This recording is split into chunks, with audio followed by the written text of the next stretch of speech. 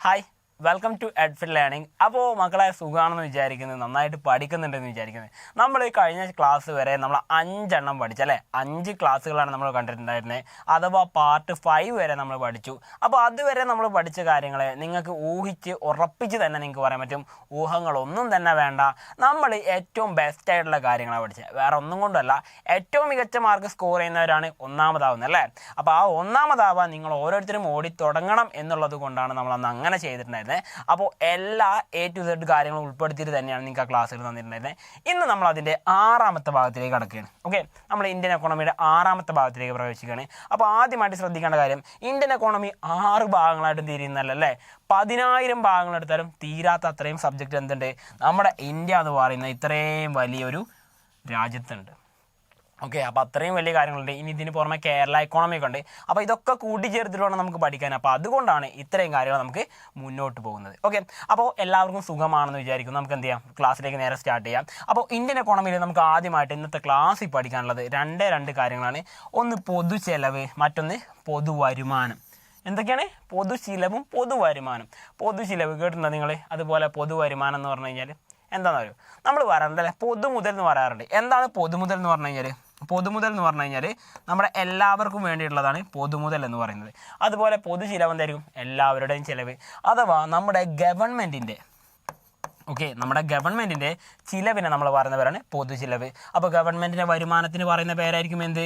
പൊതുവരുമാനം എന്ന് പറയുന്നത്. ഈ 2 കോൺസെപ്റ്റ് ആദ്യം തന്നെ പഠിച്ചുക. നമ്മൾ ഇന്നത്തെ ക്ലാസ്സിൽ കംപ്ലീറ്റ് ഡിസ്കസ് ചെയ്യാൻ പോകുന്നതും ഈ 2 കാര്യങ്ങളെക്കുറിച്ചാണ്. ഓക്കെ, അപ്പോൾ നമുക്ക് നോക്കാം ആദ്യമായിട്ട് പൊതുചെലവ് എന്താണ്. പൊതുചെലവ് എന്ന് പറഞ്ഞു കഴിഞ്ഞാൽ സർക്കാരിൻ്റെ ചിലവുകളെയാണ് നമ്മൾ എന്ത് പറയുന്നത്? പൊതുചിലവ് എന്ന് പറയുന്നത്. ഓക്കെ, പൊതുചിലവ് എന്ന് പറഞ്ഞു കഴിഞ്ഞാൽ ഇത്രയേ ഉള്ളൂ. സർക്കാരിൻ്റെ എല്ലാ ചിലവുകളെയും, സർക്കാരിൻ്റെ 1 മുതൽ 10 വരെ ചിലവ് അല്ലെങ്കിൽ 100 വരെ ചിലവ്, എത്ര എണ്ണം ഉണ്ടെങ്കിലും അതെല്ലാം നമ്മൾ എന്താണ് പറയുന്നത്? പൊതുചിലവെന്നാണ് പറയുന്നത്. രണ്ടാമതായിട്ട് സർക്കാരിൻ്റെ വരുമാനത്തെ നമ്മൾ എന്ത് പറയുന്നു? പൊതുവരുമാനമെന്ന് നമ്മൾ പറയുന്നു. ഓക്കെ, അപ്പോൾ അങ്ങനെ തന്നെ പഠിച്ചു വെക്കുക. എന്താണ് പൊതുചെലവും എന്താണ് പൊതുവരുമാനം എന്നുള്ള ഡെഫിനിഷൻ തന്നെ ആദ്യമായിട്ട് കൃത്യമാക്കി വെക്കുക. പിന്നെ നമുക്ക് നോക്കാനുള്ള അടുത്ത കാര്യം എന്ന് പറഞ്ഞാൽ, പൊതുചെലവുകളെ നമ്മൾ മെയിനായിട്ട് എന്ത് ചെയ്യുന്നത്? 2ആയിട്ടാണ് തരംതിരിച്ചിരിക്കുന്നത്. ഓക്കെ, 2 ചിലവുകളുള്ളത്, വികസന ചിലവുകളൊന്നും വികസനേതര ചിലവുകളും. അപ്പോൾ എന്തൊക്കെയാണെന്ന് ഡൗട്ട് ഉണ്ടാവും അല്ലേ. വികസന ചിലവുകൾ ഒരു പക്ഷേ ഇപ്പോൾ തന്നെ നിങ്ങൾക്ക് ഉത്തരം പറയാൻ പറ്റും. വികസന ചിലവുകൾ എന്ന് പറഞ്ഞാൽ ഇതല്ലേ സാറേന്ന്, അതായിരിക്കാം. അതുപോലെ വികസനേതര ചിലവുകൾ ഇതല്ലല്ലോ സാറേ എന്നും നിങ്ങൾ ചോദിക്കുന്നുണ്ടാവും. കാരണം നമുക്ക് ബുദ്ധിയുണ്ട്, നമ്മൾ പഠിക്കുന്നുണ്ട്, നമ്മൾ നന്നായിട്ട് മുന്നോട്ട് പോകുന്നുണ്ട് അല്ലേ. അപ്പോൾ അതുകൊണ്ട് തന്നെ എൻ്റെ മക്കൾക്ക് വേണ്ടി നമ്മൾ പറയുന്നുണ്ട് വികസന ചെലവുകളും വികസനേതര ചെലവുകളും എന്താണെന്ന് നമ്മൾ പറയുന്നത്. 1987-88 കാലഘട്ടങ്ങളാണ് എന്ത് ചെയ്യുന്നത്, നമ്മൾ ഇങ്ങനെ പൊതുചെലവിന് 2ആയിട്ട് തരംതിരിക്കുന്നത്. ഏതൊക്കെയാണ്? വികസന ചെലവുകൾ, നമ്മൾ അതിന് പറയുന്ന മറ്റൊരു പേരാണ് developmental expenditure. Okay, developmental expenditure എന്ന് പറയുന്നത് ആ രീതിയിലായിരുന്നു. അതുപോലെ വികസനേതര ചെലവുകളെ നമ്മൾ വിളിച്ച പേരായിരുന്നു non developmental. Okay, just English ടേമുകൾ കൂടി അറിഞ്ഞു വെക്കുക. നോൺ ഡെവലപ്മെൻറ്റൽ എന്നായിരുന്നു അതിനെ വിളിച്ചിട്ടുണ്ടായിരുന്നത്. അപ്പോൾ ഗവൺമെൻറ്റിൻ്റെ വികസന ചെലവുകളും വികസനേതര ചെലവുകളും ഉണ്ട്. ഇതിനെ ആദ്യമായിട്ട് തരംതിരിച്ച വർഷം ഏതാണ്? സാമ്പത്തിക വർഷം 1987-88 കാലഘട്ടങ്ങളിലാണ് ഇത് തരംതിരിക്കുന്നത്. പക്ഷേ ഒരു പ്രധാനപ്പെട്ട കാര്യമുണ്ട്, ഇതിപ്പോൾ നിലവിലില്ല. അതിനെക്കുറിച്ച് നമ്മൾ പറയുന്നുണ്ട്. ഈ 87-88 കാലവർഷം അഥവാ സാമ്പത്തിക വർഷം മുതൽ നമ്മൾ എന്ത് ചെയ്യുന്നത്? ആസൂത്രിത ചെലവുകളും അതേപോലെ ആസൂത്രിതമല്ലാത്ത ചെലവുകളെന്നും വരെയാണ് നമ്മൾ എന്ത് ചെയ്യുന്നത്? ഇത് ചെയ്യുന്നത്. അതായത് 87-88 വരെ നമ്മൾ ചെയ്തിരുന്നത് ഡെവലപ്മെൻറ്റൽ നോൺ ഡെവലപ്മെൻറ്റൽ എന്നായിരുന്നു എങ്കിൽ, അതിനുശേഷം 87 കഴിഞ്ഞ് 88 മുതൽ, അതായത് 1988 പുതിയ സാമ്പത്തിക വർഷം എന്ത് ചെയ്യുന്നു? ആരംഭിക്കുന്നു. അന്ന് മുതൽ, അതായത് ഏപ്രിൽ 1 മുതൽ, നമ്മുടെ ഏപ്രിൽ 1 മുതൽ എന്ത് ചെയ്തു? നമ്മൾ ഈ പറയുന്ന എന്ത് ചെയ്തു? സാമ്പത്തിക സ്ഥിതി, ഈ പറയുന്ന വികസന ചെലവുകൾ വികസനേതര ചെലവുകൾ എന്നുണ്ടായിരുന്നത് മാറ്റിയിട്ട് എന്ത് ചെയ്തു? ആസൂത്രിത ചെലവുകൾ അഥവാ പ്ലാൻഡ്. ഓക്കെ, നമ്മൾ എന്ത് ചെയ്യുന്നുണ്ട്? പ്ലാൻ ചെയ്യേണ്ടത്, നേരത്തെ മുൻകൂട്ടി കണ്ടുവെക്കുന്ന ചെലവുകളുണ്ട്. അല്ലാത്തത്, ഇപ്പോൾ ആസൂത്രിതമല്ലാത്തത്, അതിന് നമ്മൾ പറഞ്ഞവരാണ് നോൺ പ്ലാൻഡ് എന്ന് പറയുന്നത്. നമ്മൾ മുൻകൂട്ടി കാണാത്ത ചിലവുകൾ. ഇപ്പോൾ ഒരു എക്സാമ്പിൾ പറയാം അല്ലേ. ഇപ്പോൾ നമ്മൾ പഠിച്ചുകൊണ്ടിരിക്കുകയാണ്. ഇനി നമ്മൾ പഠിച്ചുകൊണ്ടിരിക്കുന്ന സമയത്ത് തന്നെ നമുക്ക് വരാൻ പോകുന്ന ചിലവുകൾ, എനിക്ക് പുസ്തകം വാങ്ങണം, പഠിക്കാനുള്ള പേപ്പറുകൾ വാങ്ങണം, പേന വാങ്ങണം, ഇതൊക്കെ നമ്മൾ പ്ലാൻ ചെയ്യുന്നുണ്ട് അല്ലേ. ഇത് പ്ലാൻ ചെയ്തിട്ട് നമുക്ക് എന്താ പറയാം? ആസൂത്രിതം അഥവാ പ്ലാൻഡ് എക്സ്പെൻഡിച്ചർ എന്ന് പറയും. ഇനി എന്താണ് ആസൂത്രിതം അല്ലാത്തതെന്ന് പറയുമ്പം വളരെ എളുപ്പത്തിൽ നമുക്ക് പറയാൻ പറ്റുന്ന കാര്യമാണ്. നമ്മൾ പ്രതീക്ഷിക്കാതെ അല്ലേ, പെട്ടെന്ന് ഒരു ദിവസം പഠിച്ചുകൊണ്ടിരിക്കുന്ന സമയത്ത് നമുക്ക് എന്തെങ്കിലും ടൂറ് പോകേണ്ടി വന്നിട്ടുണ്ടാവാം. അല്ലെങ്കിൽ അത്യാവശ്യമായിട്ട് ഒരു പ്രധാനപ്പെട്ട പുസ്തകം വാങ്ങേണ്ടി വന്നേക്കാം, നമ്മൾ പോലും പ്രതീക്ഷിക്കാത്ത പുസ്തകങ്ങൾ വാങ്ങേണ്ടി വന്നിരിക്കാം, പേനകൾ വാങ്ങേണ്ടി വന്നിരിക്കാം, സ്കെച്ച് പെന്നുകളൊക്കെ വാങ്ങേണ്ടി വന്നിരിക്കാം അല്ലേ. അപ്പോൾ ഇതുപോലെ നമ്മൾ പ്രതീക്ഷിക്കാതെ വരുന്ന ചിലവുകളാണ് എന്ന് പറയുന്നത് ആസൂത്രിതമല്ലാത്ത ചിലവുകൾ അഥവാ നോൺ പ്ലാൻഡ് എക്സ്പെൻഡിച്ചർ എന്ന് പറയുന്നത്. ഇത് 88 സാമ്പത്തിക വർഷം മുതലാണ് നമുക്കിവിടെ ആരംഭിച്ചിട്ടുള്ളത്. പിന്നീട് നമുക്ക് നോക്കാനുള്ളത് ഈ പറയുന്ന 88 സാമ്പത്തിക വർഷം മുതൽ പ്ലാൻഡ് ആൻഡ് അൺപ്ലാൻഡ് അതായത് നോൺ പ്ലാൻഡ് എക്സ്പെൻഡിച്ചർ എന്ന രീതിയിൽ ഇതുമായിട്ട് ബന്ധപ്പെട്ട് വന്നൊരു കമ്മീഷനായിരുന്നു. കമ്മീഷൻ്റെ പേരാണ് സുഗുമോയ് ചക്രവർത്തി കമ്മീഷൻ. പേര് മറക്കാതെ ഓർത്തു വെക്കണം. സുഗുമോയ് ചക്രവർത്തി കമ്മീഷനാണ് എന്ത് ചെയ്യുന്നത്, പ്ലാൻഡ് എക്സ്പെൻഡിച്ചർ, അൺപ്ലാൻഡ് അല്ലെങ്കിൽ നോൺ പ്ലാൻഡ് എക്സ്പെൻഡിച്ചർ എന്ന് പറഞ്ഞിട്ട് നമ്മുടെ ചെലവുകളെ ഗവൺമെൻറ്റിൻ്റെ പൊതു ചെലവിനെ തരംതിരിച്ച് തുടങ്ങുന്ന കമ്മീഷൻ്റെ പേരാണ് സുഗുമോയ് ചക്രവർത്തി കമ്മീഷൻ. ഓക്കെ, ഇനി അടുത്തായിട്ട് നമ്മൾ പോകുന്നത് 2017-18 സാമ്പത്തിക വർഷം നമ്മൾ എന്ത് ചെയ്തു, ഈ പറയുന്ന കാര്യങ്ങളെല്ലാം നമ്മൾ അവസാനിപ്പിച്ചു. ഓക്കെ, ഈ പറയുന്ന കാര്യങ്ങളെല്ലാം അവസാനിപ്പിക്കുകയും 2017-18 സാമ്പത്തിക വർഷം മുതൽ നമ്മൾ എന്ത് ചെയ്തു, ഇപ്പം ഇങ്ങനെ ചിലവുകളൊന്നുമില്ല. ഇപ്പം നമുക്ക് എന്താണ് മെയിനായിട്ടുള്ളത്, 2017-18 സാമ്പത്തിക വർഷം മുതൽ നമ്മൾ എന്ത് ചെയ്യുന്നു, ഇതെല്ലാം അവസാനിപ്പിച്ചിട്ടുണ്ട്. ഇപ്പം നമ്മൾ ബജറ്റ് എന്ന് മാത്രമേ പറയാറുള്ളൂ. പൊതു ചെലവും പൊതുവരുമാനവും ഉൾക്കൊള്ളുന്ന ഗവൺമെൻറ്റിൻ്റെ ബജറ്റിനെ പ്രസ്താവിക്കുന്ന ഭരണഘടനയിലെ ഒരു ആർട്ടിക്കിൾ പറയുന്നുണ്ട്, അല്ലെങ്കിൽ അനുച്ഛേദം പറയുന്നുണ്ട്. അതേതാണെന്ന് പഠിച്ചു വെക്കണം, ഓർത്തു വെക്കണം. 112 നമ്മുടെ ഭരണഘടനയിലെ 112 ആർട്ടിക്കിളാണ് എന്ത് പറയുന്നത്, ഈ പറയുന്ന ഇന്ത്യൻ ഭരണഘടനയിൽ പൊതു ചെലവ് എന്താവണം, പൊതു വരുമാനം എന്താവണം എന്ന് കൃത്യമായിട്ട് പറയുന്നത്. അപ്പോൾ 2 ഫാക്റ്റുകളാണ് പറഞ്ഞത്. ഇപ്പോൾ 2017-18 കാലഘട്ടം മുതൽ എന്ത് ചെയ്യുന്നില്ല, ഇന്ത്യയിൽ സാമ്പത്തിക ചെലവുകൾ അഥവാ പൊതു ചെലവുകളെ നമ്മൾ എന്ത് ചെയ്യുന്നില്ല, തരംതിരിക്കുന്നില്ല. അത് നമ്മൾ അവസാനിപ്പിച്ചിട്ടുണ്ട്. പിന്നെ എന്താണ് ചെയ്യുന്നത്, ആർട്ടിക്കിൾ 112 ഇതിനെക്കുറിച്ച് പറഞ്ഞിട്ടുള്ളത്, പൊതു ചെലവിനെ കുറിച്ചും പൊതു വരുമാനത്തെക്കുറിച്ചും പറഞ്ഞിട്ടുള്ളത്. ഇനി അടുത്ത് നമുക്ക് നോക്കാനുള്ളത് സംസ്ഥാന ബജറ്റിനെ കുറിച്ച് പറയുന്ന ആർട്ടിക്കിൾ ഏതാണെന്ന് ചോദിക്കും. അത് 202. അപ്പോൾ നമ്മൾ പറഞ്ഞത് ആർട്ടിക്കിൾ 212 ആണോ പറഞ്ഞത്, അല്ല. ആർട്ടിക്കിൾ 112 നമ്മൾ പറഞ്ഞ കാര്യം എന്തായിരുന്നു, 112 നമ്മൾ പറഞ്ഞത് സ്റ്റേറ്റ് ബജറ്റുള്ള സെൻട്രൽ ബജറ്റിൽ നമ്മൾ എന്താണ്, സെൻട്രൽ ഗവൺമെൻറ്റിനുള്ള എക്സ്പെൻഡിച്ചർ. ഓക്കെ, സെൻട്രൽ ഗവൺമെൻറ് സൈഡിൽ നമ്മൾ പറഞ്ഞിട്ടുണ്ടായിരുന്നത് എന്തായിരുന്നു, അത് പബ്ലിക് എക്സ്പെൻഡിച്ചർ അഥവാ പൊതു ചെലവ്. ഓക്കെ, പൊതു ചെലവിനെ കുറിച്ചും പിന്നെ അതുപോലെ എന്തായിരുന്നു പബ്ലിക് റവന്യൂ പൊതു വരുമാനത്തെക്കുറിച്ചായിരുന്നു നമ്മളന്ന് പറഞ്ഞിട്ടുണ്ടായിരുന്നത്. ഓക്കെ, ഇനി സംസ്ഥാന ബജറ്റിലാണ് വരുന്നതെങ്കിൽ എന്ത് ചെയ്യുന്നു, നമ്മളതിനെ 202 ആർട്ടിക്കിളാണ് ഇന്ത്യൻ ഭരണഘടനയിൽ പറഞ്ഞിട്ടുള്ളത്. അടുത്തായിട്ട് നമുക്ക് നോക്കാനുള്ളത് റോഡ്, പാലം, തുറമുഖങ്ങൾ. ഇതെന്താ പറയുന്നത് വെച്ചാൽ നമ്മുടെ വിദ്യാഭ്യാസ സ്ഥാപനങ്ങൾ തുടങ്ങിയവയ്ക്കുള്ള ചെലവുകൾ അറിയപ്പെടുന്നതാണ് വികസന ചെലവുകൾ എന്ന് പറയുന്നു അല്ലേ. നമ്മൾ നേരത്തെ പറഞ്ഞിട്ടുണ്ടായിരുന്നത് എന്താണ് വികസന ചെലവുകൾ എന്ന്. അപ്പോൾ വികസന ചെലവുകൾ എന്താണെന്നാണ് നമ്മൾ നോക്കാൻ പോകുന്നത്. അതായത് വികസന ചെലവുകൾ എന്ന് പറഞ്ഞു കഴിഞ്ഞാൽ റോഡുകൾ, പാലങ്ങൾ, തുറമുഖങ്ങൾ, അതുപോലെ തന്നെ പുതിയ സംരംഭങ്ങൾ, അതുപോലെ വിദ്യാഭ്യാസ സ്ഥാപനങ്ങൾ തുടങ്ങിയവകൾ. ഓക്കെ, നോക്കണേ, റോഡ്, പാലം, തുറമുഖം ഇതൊക്കെ നിർമ്മിക്കുമ്പോൾ സർക്കാരിന് എന്ത് കിട്ടുന്നുണ്ട്, റോഡിൽ നിന്നും ടാക്സ് കിട്ടുന്നുണ്ട്, പാലം വഴി ടോളുകൾ പിരിച്ച് ടാക്സുകൾ കിട്ടുന്നുണ്ട്, തുറമുഖങ്ങൾ വഴിയും ടാക്സുകൾ കിട്ടുന്നുണ്ട്, അതുപോലെ പുതിയ വിദ്യാഭ്യാസ സ്ഥാപനങ്ങൾ വഴി എന്തിനാണ് ഗവൺമെൻറ് അതിൽ നിന്നും വരുമാനങ്ങൾ കിട്ടുന്നുണ്ട്. അപ്പോൾ ഇങ്ങനെ ഗവൺമെൻറ് പുതിയ സ്ഥാപനങ്ങളെല്ലാം തുടങ്ങുമ്പോൾ ഗവൺമെൻറ് തുടങ്ങുന്ന ഒരു ചിലവ് ഗവൺമെൻറ് എന്ത് ചെയ്യുന്നു, എക്സ്പെൻഡിച്ചർ ഗവൺമെൻറ്റിന് ഉണ്ടാകുന്നു, ചിലവുകൾ ഉണ്ടാകുന്നു. എന്നാൽ അത് കഴിഞ്ഞ ഉടനെ തന്നെ എന്ത് ചെയ്യുന്നു, ഗവൺമെൻറ്റിന് അതിൽ നിന്നും വരുമാനവും കിട്ടുന്നുണ്ട്. ഓക്കെ, എന്ന് ഉദ്ദേശിച്ചത് റവന്യൂ അഥവാ വരുമാനം കിട്ടുന്നുണ്ട്. ചിലവുകൾ നടത്തുന്നു, അതിനുശേഷം അതിൽ നിന്ന് വരുമാനം കിട്ടുന്നുണ്ടെങ്കിൽ നമ്മൾ അതിന് പറയുന്ന പേരാണ് എന്ത്, വികസന ചെലവുകൾ. ഇപ്പോൾ മനസ്സിലായല്ലോ, വികസന ചെലവുകൾ എന്ന് പറഞ്ഞാൽ എന്താണ്, ഗവൺമെൻറ് ചിലവഴിക്കുന്നു, പകരം തിരിച്ച് ഗവൺമെൻറ് എന്തെങ്കിലും ഒരു വരുമാനം കിട്ടുന്നുണ്ട്. അതിനെയാണ് നമ്മൾ എന്ത് പറയുന്നത്, വികസന ചെലവുകൾ എന്ന് അറിയപ്പെടുന്നത്. എന്നാൽ എന്താണ് വികസന ചെലവുകൾ വഴി ഗവൺമെൻറ് കിട്ടുന്ന നേട്ടത്തെക്കുറിച്ചാണ് നമ്മൾ പറഞ്ഞത്.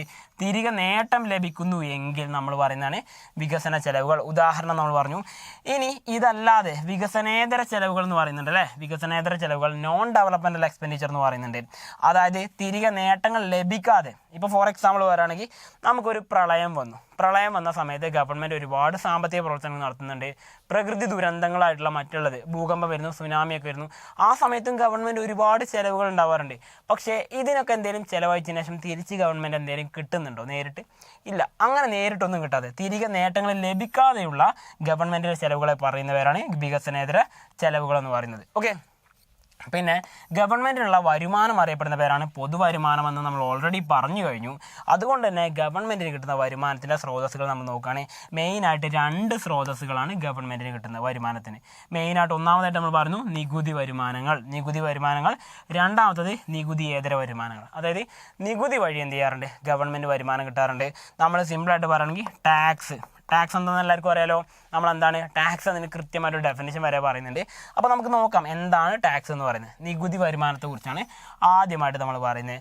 തിരികെ ഒന്നും പ്രതീക്ഷിക്കാതെ, അതിന് നമ്മുടെ എക്കണോമിക്സിൽ ഒരു ടേം തന്നെ പറയുന്നുണ്ട്, no direct quid pro quo എന്ന് പറയുന്നുണ്ട്. എന്താണ്? നോ ഡയറക്റ്റ് കിഡ് പ്രൊക്കോ, അതായത് ഗവൺമെൻറ്റിന് തിരിച്ചൊന്നും കിട്ടുന്നില്ല, നമുക്ക് തിരിച്ചൊന്നും കിട്ടുന്നില്ല എന്നാണ് അവിടെ പറയുന്നത്. ഇത് ഗവൺമെൻറ്റിൻ്റെ സൈഡിൽ നിന്നല്ല നമ്മൾ നോക്കേണ്ടത്, ഒരു വ്യക്തി. ഇപ്പോൾ ഒരു എക്സാമ്പിൾ ഞാൻ പറയാം. ഇപ്പോൾ എനിക്കൊരു വർഷം എൻ്റെ വരുമാനം എന്ന് പറയുന്നത് 2.5 ലക്ഷം. എത്രയാണ്? 2.5 ലക്ഷം രൂപയാണെന്ന് വിചാരിക്കാം. 2.5 ലക്ഷം രൂപയാണെന്ന് വിചാരിക്കുക. ഞാൻ എന്ത് ചെയ്യണം? ഗവൺമെൻറ്റിലേക്ക് ഇൻകം ടാക്സ് കൊടുക്കണം. 5% ഞാൻ എന്ത് ചെയ്യണം? ഇൻകം ടാക്സ് കൊടുക്കണം, അല്ലേ? അപ്പോൾ 5% ഞാൻ ഇൻകം ടാക്സ് കൊടുക്കേണ്ടി വരുമ്പോൾ നിങ്ങൾ ആലോചിച്ച് നോക്കേണ്ട കാര്യം, അതായത് ഏകദേശം എത്ര വരും? ഒരു 12,500 രൂപയോളം ഞാൻ എന്ത് ചെയ്യണം? ഇൻകം ടാക്സ് ആയിട്ട് കൊടുക്കണം, അല്ലേ? പക്ഷേ ഞാൻ അങ്ങനെ കൊടുക്കുന്നതിന് പകരമായിട്ട് ഗവൺമെൻറ് തിരിച്ച് എനിക്ക് എന്തെങ്കിലും തരുന്നുണ്ടോ? ഇല്ല, ഗവൺമെൻറ് എനിക്ക് തിരിച്ചൊന്നും തരുന്നില്ല. അങ്ങനെയുള്ളതാണ് നമ്മളെന്ത് പറയുന്നത്? തിരികെ ഒന്നും പ്രതീക്ഷിക്കുന്നില്ല എന്ന് പറഞ്ഞത്. നമ്മൾ ടാക്സ് കൊടുക്കുന്നു, പകരം തിരിച്ച് നമുക്കൊന്നും കിട്ടുന്നില്ല. അങ്ങനെ നമ്മൾ കൊടുക്കുന്നതിനനുസരിച്ച് തിരിച്ചൊന്നും കിട്ടാത്ത ഒരു ടേമിൽ നമ്മൾ പറയുന്നവരാണ് നോ ഡയറക്റ്റ് കിഡ് പ്രൊക്കോ എന്ന് പറയുന്നത്. ഓക്കെ, അപ്പോൾ ഗവൺമെൻറ് നമ്മൾ നിർബന്ധമായിട്ട് നൽകേണ്ടതാണ് എന്ത്? നികുതി വരുമാനങ്ങൾ. അത് ഗവൺമെൻറ് കിട്ടുന്ന വരുമാനമാണ് ഈ പറയുന്നത്. അപ്പോൾ നികുതികളെ നമ്മൾ വിളിക്കുന്ന പേരാണ് തിരിച്ചൊന്നും നമുക്ക് ലഭിക്കാതെ എന്നാൽ നമ്മൾ ഗവൺമെൻറ് നിർബന്ധമായിട്ടും കൊടുക്കുന്നതാണ് എന്ത്? നികുതി എന്ന് പറയുന്നത്. ഓക്കെ, ഇനി നികുതിയുടെ ഏറ്റവും വലിയ പ്രത്യേകതകളുണ്ട്. പൊതു താല്പര്യത്തിന് വേണ്ടിയുള്ള ചെലവുകൾ വഹിക്കാനായി ഗവൺമെൻറ്റിന് നിർബന്ധമായി നൽകേണ്ട പണത്തെ നമുക്ക് എന്ത് പറയാം? നികുതികൾ എന്ന് പറയാം. എന്തിനു വേണ്ടിയിട്ടാണ് ഗവൺമെൻറ് ഈ പണം വാങ്ങുന്നത്? പൊതു താല്പര്യം എന്ന് പറഞ്ഞു കഴിഞ്ഞാൽ പബ്ലിക് ഇൻട്രസ്റ്റ് എന്ന് പറയും, അല്ലേ? പബ്ലിക് ഇൻട്രസ്റ്റ് അഥവാ ജനങ്ങൾക്ക് വേണ്ട പ്രവർത്തനങ്ങൾ ചെയ്യണം. പബ്ലിക് ഇൻട്രസ്റ്റ്, പൊതു താല്പര്യങ്ങൾക്ക് വേണ്ടിയിട്ടുള്ള കാര്യങ്ങൾക്കാണ് ഗവൺമെൻറ് ഈ പണം ചെലവഴിക്കുക. അങ്ങനെയാണ് ചെലവഴിക്കേണ്ടത്. അതിനു വേണ്ടിയും ഗവൺമെൻറ് വാങ്ങുന്ന പണത്തെ നമുക്ക് എന്ത് പറയാം? നികുതികൾ എന്ന് പറയാം. ഇനി അടുത്തായിട്ട് നോക്കാനുള്ളത്, നികുതി നൽകുന്ന വ്യക്തി അറിയപ്പെടുന്ന പേരെന്താണ്? നികുതി നൽകുന്ന ഒരാളെ വിളിക്കുന്നവരാണ് നികുതിദായകൻ, അല്ലെങ്കിൽ നമ്മൾ ഇംഗ്ലീഷ് പറയുന്നു ടാക്സ് പേയർ എന്ന് പറയുന്നു.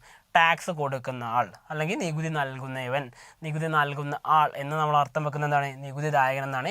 നികുതികളെ നമുക്ക് എന്ത് ചെയ്യാം? 2 തരത്തിൽ തരംതിരിക്കാം. ഓക്കെ, ഒന്ന് പ്രത്യക്ഷ നികുതി, രണ്ടാമത്തത് പരോക്ഷ നികുതി. അപ്പോൾ എന്താണ് പ്രത്യക്ഷം, എന്താണ് പരോക്ഷം എന്ന് പറഞ്ഞു കഴിഞ്ഞാൽ ഇംഗ്ലീഷിൽ നമ്മൾ അതിനെ പറയുന്ന പേരാണ് ഡയറക്റ്റ്. ഓക്കെ, ഡയറക്റ്റ് ടാക്സും ഉണ്ട്, അതേപോലെ ഇൻഡയറക്റ്റ് ടാക്സും ഉണ്ട്. Direct tax and indirect tax എന്നാണ് പറയുന്നത്. അപ്പോൾ എന്താണ് ഡയറക്റ്റ് ടാക്സ്, എന്താണ് ഇൻഡയറക്റ്റ് ടാക്സ് എന്ന് നമുക്ക് നോക്കാം. അല്ലെങ്കിൽ പ്രത്യക്ഷ നികുതി എന്താണ്, പരോക്ഷ നികുതി എന്താണ്, അല്ലേ? ജസ്റ്റ് ഒന്ന് ഊഹിച്ച് പറയാൻ പറ്റുമോ? ഞാൻ സ്ലൈഡ് മാറ്റുന്നതിന് മുമ്പ് നിങ്ങൾക്കൊന്ന് പറയാൻ പറ്റുമോ എന്തായിരിക്കും? ഇതല്ലേ സാറേ എന്ന് ഓർമ്മയിൽ വരുന്നൊരു കാര്യം ഉണ്ടാവും, അല്ലേ? എന്താണത്? ഒന്ന് പറഞ്ഞു നോക്കിയേ. കിട്ടുന്നുണ്ടോ? കറക്റ്റാണ്, നിങ്ങൾ പറഞ്ഞുകൊണ്ടിരിക്കുന്ന കറക്റ്റ് തന്നെയാണ്. ശ്രദ്ധിക്കുക, പ്രത്യക്ഷ നികുതികൾ അഥവാ നമ്മുടെ ഡയറക്റ്റ് ടാക്സ് എന്ന് പറഞ്ഞു കഴിഞ്ഞാൽ നികുതി ഭാരം മറ്റുള്ളവരിലേക്ക് മാറ്റാൻ കഴിയും. എന്ത് ചെയ്യാൻ പറ്റും? നികുതി ഭാരം മറ്റുള്ളവർക്ക് മാറ്റാൻ കഴിയും. അങ്ങനെയുള്ള നികുതികളൊന്നും ഇതിൽ പെടില്ല. എന്ന് വെച്ച് കഴിഞ്ഞാൽ നികുതി ഭാരം മറ്റുള്ളവരിലേക്ക് മാറ്റാൻ കഴിയാതിരിക്കുന്ന നികുതികളെ നമ്മൾ എന്ത് വിളിക്കുന്നത്?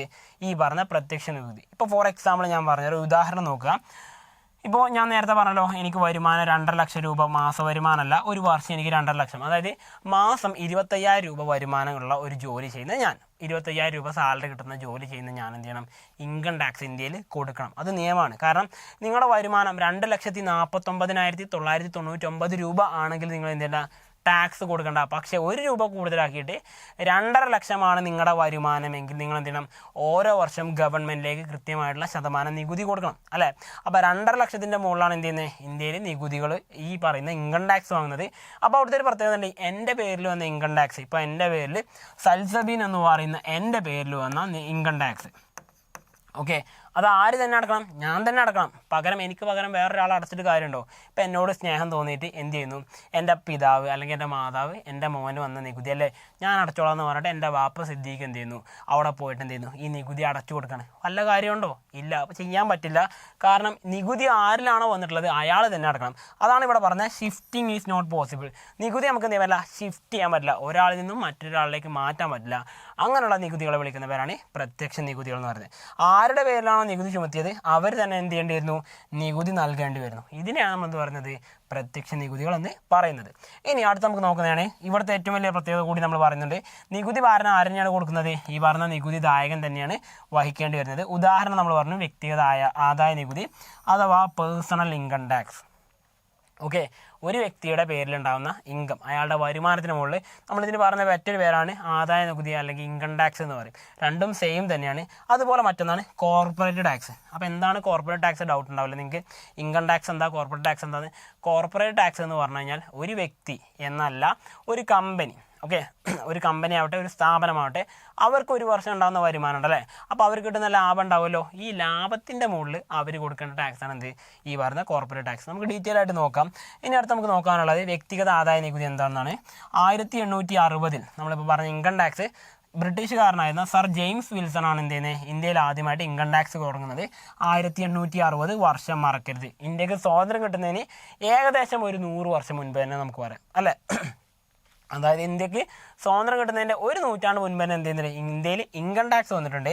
പിന്നെ അത് മാത്രമല്ല അതിന് കാരണം, അതിൻ്റെ ബാക്ക്ഗ്രൗണ്ട് അല്ലെങ്കിൽ അതിൻ്റെ കാരണമാണ് ഈ പറയുന്നത്. ആ ബാക്ക്ഗ്രൗണ്ട് എന്താണെന്ന് വെച്ച് കഴിഞ്ഞാൽ ഇത്രയേ ഉള്ളൂ. ശിപ്പായി ലഹള നമുക്കറിയാം അല്ലേ, ബ്രിട്ടീഷുകാർ വിളിച്ച് കളിയാക്കിയതാണ് സിപ്പോയ് മ്യൂട്ടിനി അല്ലെങ്കിൽ ശിപ്പായി ലഹള എന്ന് പറയുന്നത്. അപ്പോൾ എന്തായിരുന്നു സംഭവം നമുക്കറിയാം, 1857 കലാപത്തെ. ഓക്കെ, 1857 കലാപത്തെയാണ് നമ്മൾ എന്ത് വിളിച്ചത്, നമ്മളല്ല ബ്രിട്ടീഷുകാർ ശിപ്പായി ലഹള എന്ന് വിളിച്ചു. നമ്മളതിനെ ഇന്ത്യയുടെ ഒന്നാം സ്വാതന്ത്ര്യ സമരം എന്ന് വിളിച്ചു. ലോക ചരിത്രകാരന്മാർ അതിനെ വിളിച്ചിരുന്ന പേരായിരുന്നു റിവോൾട്ട് ഓഫ് 1857. നിങ്ങളത് ഹിസ്റ്ററി പഠിച്ചിട്ടുണ്ടാവും അല്ലേ, 1857 കലാപം എന്ന് പറയുന്നത്. അപ്പോൾ ശിപ്പായി ലഹളയെ തുടർന്നുണ്ടായ എല്ലാ സാമ്പത്തിക പ്രശ്നങ്ങളും മറികടക്കാൻ വേണ്ടിയിട്ടാണ് ഈ പറയുന്ന ജെയിംസ് വിൽസൺ എന്ന ബ്രിട്ടീഷുകാരൻ ഇന്ത്യയിൽ ഇൻകം ടാക്സ് ആരംഭിക്കുന്നത്. ഓക്കെ, ഇനി 1947 എന്ത് ചെയ്യുന്നത്, ഇൻകം ടാക്സ് ഇൻവെസ്റ്റിഗേഷൻ കമ്മീഷൻ ഇന്ത്യയിൽ നിലവിൽ വന്നത്. കമ്മീഷൻ്റെ പേര് ഓർത്തുക, ഇൻകം ടാക്സ് ഇൻവെസ്റ്റിഗേഷൻ കമ്മീഷൻ. വർഷവും പ്രധാനപ്പെട്ടതാണ്, കമ്മീഷനും പ്രധാനപ്പെട്ടതാണ്. സ്വതന്ത്ര ഇന്ത്യയിൽ വന്നിട്ടുള്ള ഇൻകം ടാക്സുമായിട്ട് ബന്ധപ്പെട്ട ഒരു കമ്മീഷൻ്റെ പേരാണ് ഇൻകം ടാക്സ് ഇൻവെസ്റ്റിഗേഷൻ കമ്മീഷൻ. 1947 വരുന്നത്. 1961 ഇന്ത്യയിൽ എന്ത് ചെയ്യുന്നത്, ഇൻകം ടാക്സ് ആക്ട് വരുന്നത്. ഓക്കെ, കമ്മീഷൻ ഈ പറയുന്ന 47 ഉണ്ടെങ്കിലും 61 ഏകദേശം 14 വർഷം കഴിഞ്ഞിട്ടാണ് എന്ത് ചെയ്യുന്നത്, 14 വർഷം കഴിഞ്ഞതിന് ശേഷമാണ് ഇന്ത്യയിൽ ഇതിനൊരു നിയമം വരുന്നത്, ഇൻകം ടാക്സ് ആക്ട് എന്ന് പറയുന്നത്.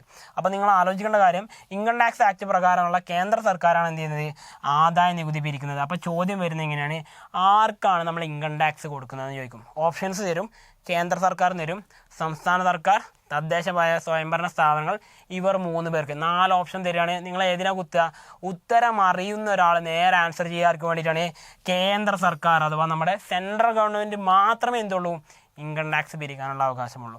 അത് കൃത്യമായിട്ട് പറയുന്നുണ്ട്, ഇൻകം ടാക്സ് ആക്ടിൽ പറയുന്നുണ്ട്.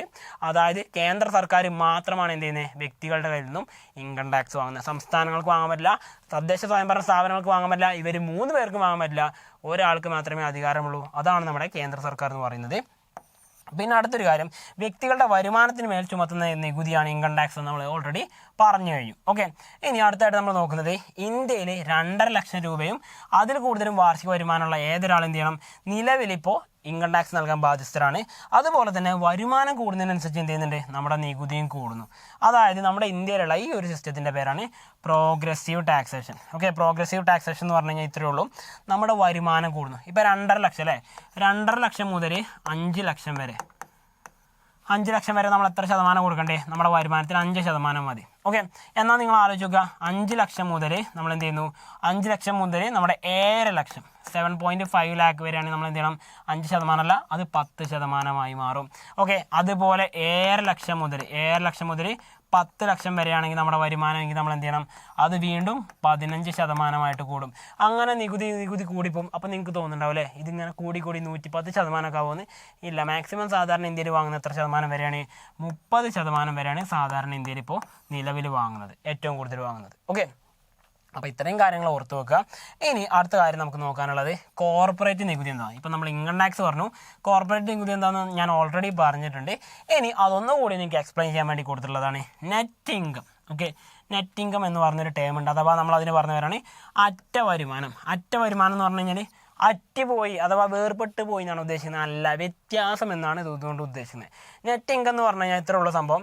ഇപ്പോൾ ഒരു കമ്പനിയുടെ വാർഷിക വരുമാനം ഉണ്ടാവും അല്ലേ, ഈ കമ്പനിക്ക് ഉണ്ടാകുന്ന വരുമാനം ഇൻകം, അതേപോലെ എന്തുണ്ടാവും, അവരുടെ എക്സ്പെൻഡിച്ചർ ഉണ്ടാവും അഥവാ അവരുടെ ചിലവുകൾ ഉണ്ടാവും.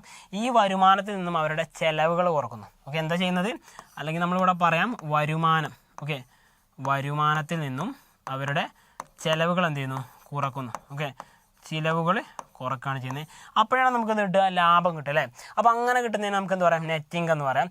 അറ്റ വരുമാനം ലാഭം എന്നും അറിയപ്പെടുന്നു. അതായത് ഈ പറയുന്ന അറ്റ വരുമാനത്തിന് മറ്റൊരു പേരാണ് ലാഭം എന്ന് വെച്ച് കഴിഞ്ഞാൽ എത്രയേ ഉള്ളൂ, നമ്മളിപ്പോൾ നിങ്ങൾ എന്ത് ചെയ്യുന്നു, ഒരു 10 രൂപയ്ക്ക് ബിസ്ക്കറ്റ് വാങ്ങിയെന്ന് വിചാരിക്കുക.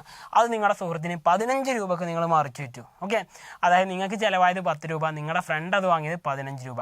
നിങ്ങൾ 10 രൂപ കൊടുത്ത് വാങ്ങിയ സാധനം നിങ്ങളുടെ ഫ്രണ്ട് 15 രൂപ നിങ്ങൾക്ക് തന്നിട്ട് നിങ്ങളുടെ കയ്യിൽ നിന്ന് വാങ്ങി. അതായത് നിങ്ങൾക്ക് എത്ര അവിടെ ലാഭം കിട്ടുന്നത്, 5 രൂപ ലാഭം കിട്ടുന്നുണ്ട് അല്ലേ. അപ്പോൾ നിങ്ങൾക്ക് കിട്ടിയ 5 രൂപ. അതുപോലെ തന്നെ കമ്പനികൾ, അവർക്ക് ചിലവായ പൈസ ഉണ്ടാവും. അവർ കമ്പനികൾ നടത്തുമ്പം അവർക്ക് ചിലവ് വന്ന പൈസ ഉണ്ടാവും, അതുപോലെ അവർക്ക് കിട്ടിയ വരുമാനം ഉണ്ടാവും. ഇത് രണ്ടും നമ്മൾ നോക്കുന്നു. അപ്പോൾ ചിലവും വരുമാനം നോക്കുമ്പം അവർക്ക് കിട്ടുന്ന വരുമാനം ഉണ്ടാവും അല്ലേ. ഇപ്പോൾ ഫോർ എക്സാമ്പിൾ 10 കോടിയാണ് ഒരു കമ്പനിക്ക് ഒരു വർഷം ചിലവായത്, കിട്ടിയത് 25 കോടി, അതായത് 15 കോടി രൂപ ലാഭം കിട്ടി. അപ്പോൾ എന്ത് ചെയ്യണം, ഈ 15 കോടിയുടെ മുകളിൽ ഒരു ടാക്സ് കൊടുക്കണം.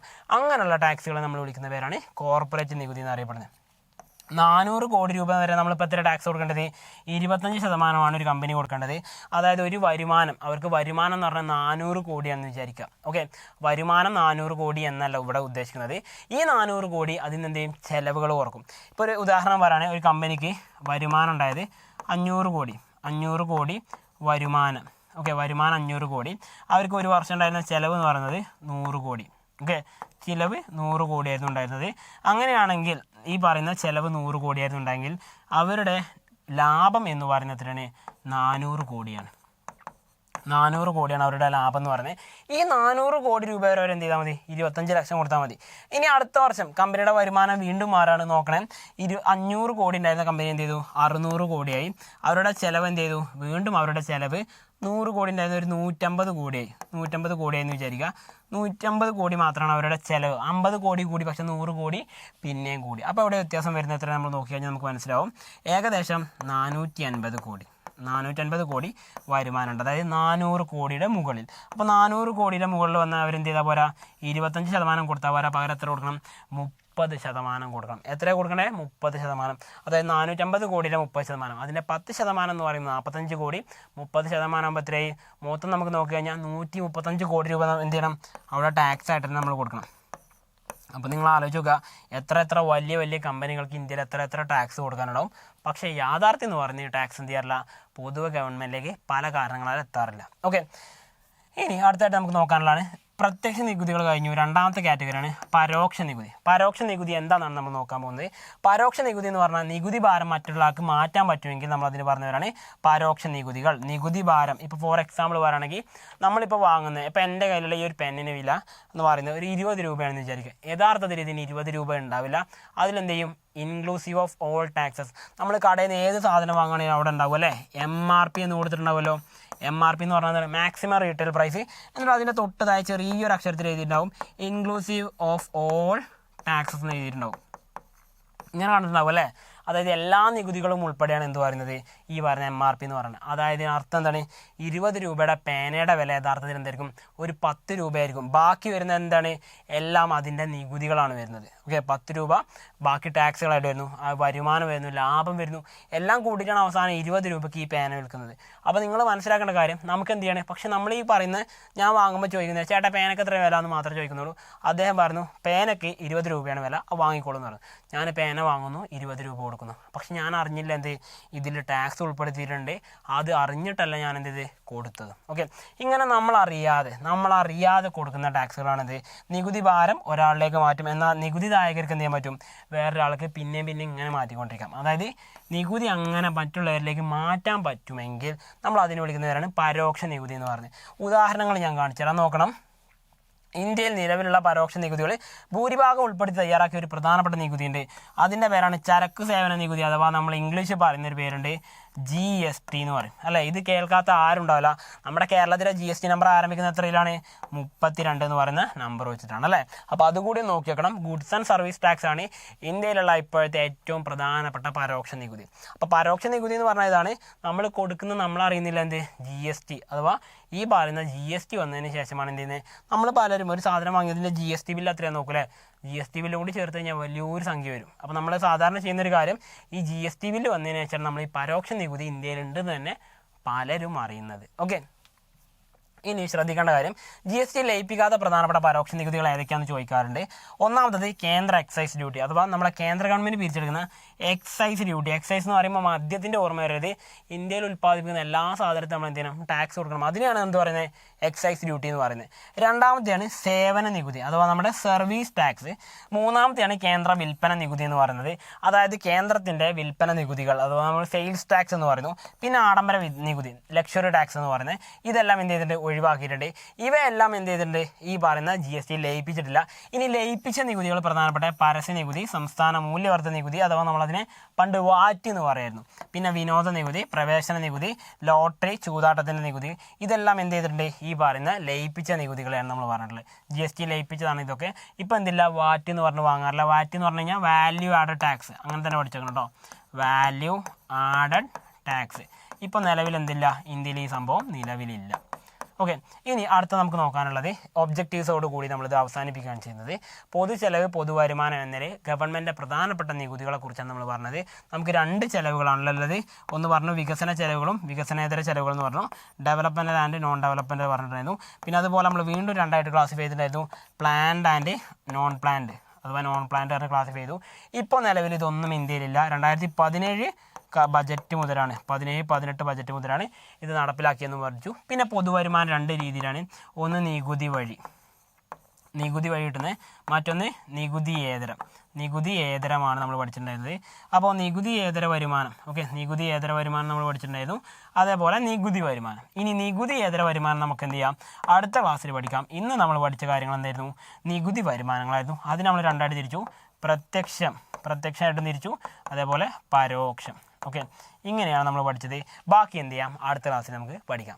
Thank you all, happy learning all, by.